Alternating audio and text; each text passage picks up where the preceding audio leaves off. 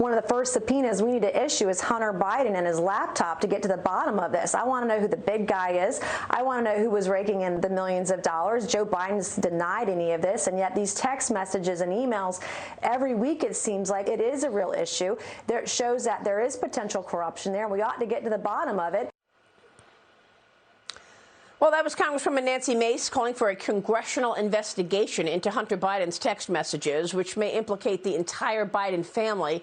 Dagen McDowell, we've been through this a number of times, but the text messages keep reemerging, indicating not only was Hunter hauling in the cash from Chinese officials, Ukrainian officials, Russia, Kazakhstan, but also he was paying the family bills.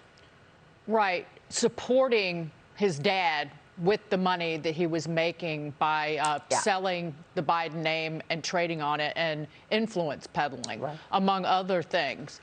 So call Tony Bobulinski, too, to Congressman Mace's question. She can verify that the big guy is he can verify that the big guy is Joe Biden, which he has said before. We're hoping that the Delaware grand jury also calls him. Then I'll point out that this one thing that is being overlooked, which Miranda Devine writes about, and which is you've talked about it as well, the millions of dollars that was wired by that Chinese company CEFC to Hunter Biden and Joe Biden's brother Jim Biden was millions of it was during Joe Biden's last 2 years as the vice president.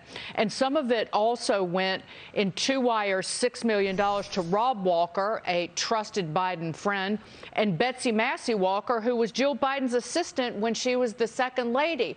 The CEFC, this Chinese company, is directly tied to the Communist Party's Belt and Road Initiative, which essentially is bribing and compromising smaller countries to, Maria, you wrote an entire book about this, but for China to become the world's economic superpower. And the Biden family is inextricably linked to communist China and those initiatives. Don't the American people deserve to get answers on this? Yes.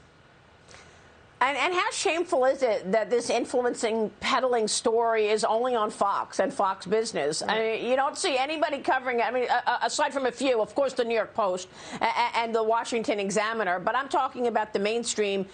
Steve, the whole family was making money on this. No wonder the administration canceled the China initiative. No wonder we are not pushing for a COVID origins investigation and saying, OK, you don't want an investigation into origins and we won't do it. I mean, come on. Well, I think this is what is going to be happening, especially after the November elections. You're not going to get much of an investigation now. Nancy Pelosi's not going to allow that. But after the elections, when the Republicans take over the both houses of Congress, you will see serious investigations. And as you asked weeks ago, when the New York Times acknowledged what you would have found out and the Post had found out 17 months ago, why now? They made the decision that Joe Biden is going to go. Yeah, well, they made the decision maybe that an indictment is coming down. And that's why, you know, Dagen always likes to ask why now. And that's why I asked her why now. What does she think? Because Dagen, all of a sudden, these media outlets are having a mea culpa, I guess. Right. They don't want to be as embarrassed as they would be if they just simply ignored the story. And I love how the Washington Post, so the New York Times buried it, right? The New York Times buried this story buried this item inside this big story about Hunter Biden's laptop.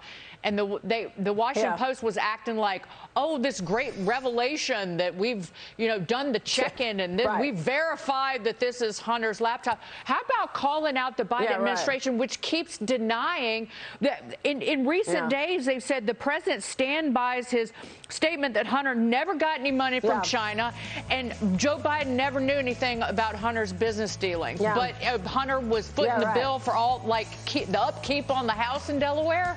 Yeah. Don't forget about Leslie Stahl. This is 60 Minutes.